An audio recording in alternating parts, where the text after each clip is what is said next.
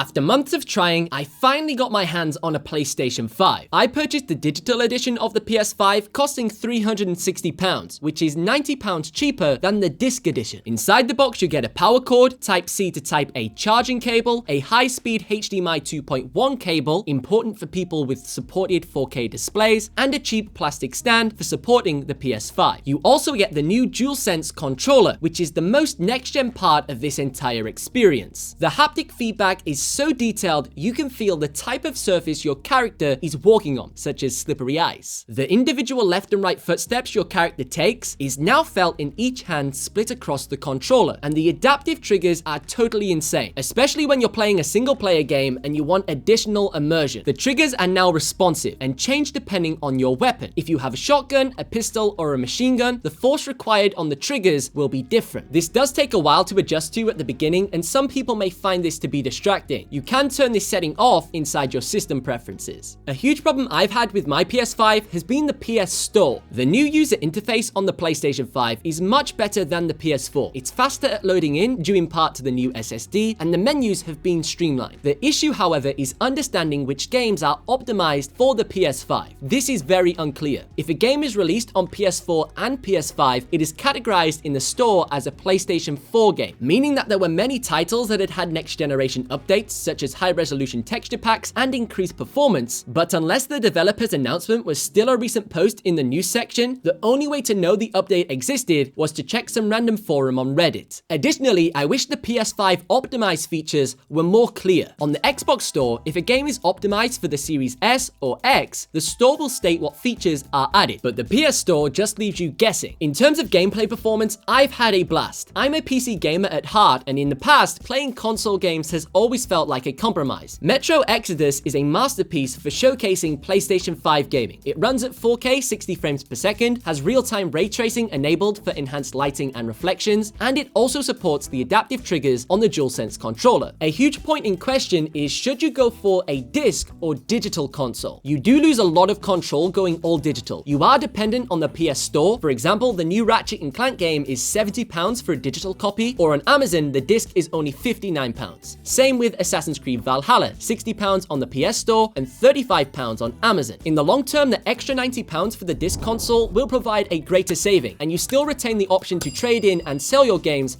once they're completed. However, when big sales happen on the PS Store, the digital games have massive discounts. Just this weekend, FIFA 21 was only $8.99, for example, with 85% off, and Assassin's Creed Valhalla was 50% off. I also noticed from my perspective, going digital was very addictive. You can buy and begin downloading a game within seconds, and if you lack self-control, you can find yourself spending hundreds of pounds in a day downloading the latest titles. The new LG OLED TVs are made for next-gen gaming. With support for HDMI 2.1, you can play games at up to 4K 120 FPS. Recently, in the new Season 4 update, Call of Duty Warezone added support for high frame rate gaming on the PlayStation 5. For the past year, I have been addicted to this game on PC, where I play at 1440p at roughly 90 to 120 frames per second. Using my LG CX OLED TV, I could not believe that Warzone ran at a solid 120 frames per second at what is stated to be 1440p on the PS5. This is better performance and visual graphics settings than on my old gaming PC that would still cost more than £360 to build today. The new state-of-the-art SSD on the PlayStation 5 has been marketed as some of the fastest storage out there. Load times have been greatly reduced and even removed while in-game, but launching a game does still take an equal amount of time as in the past. Additionally, unlike with the new Xbox, there is no quick resume. Even though the PS5 has something called Switcher, this does not let you switch between multiple games and continue your progress where you left off. It just closes the current app and launches the next one. Overall, I think the PS5 is a far better console than the PS4 ever was. I never really got into gaming with the PS4. I always found it really slow at loading in maps and levels, and I never felt satisfied with its performance. But the PS5 has captivated me from day one, and I cannot wait for excellent console exclusive titles to come later this year to enjoy in 4K on my TV.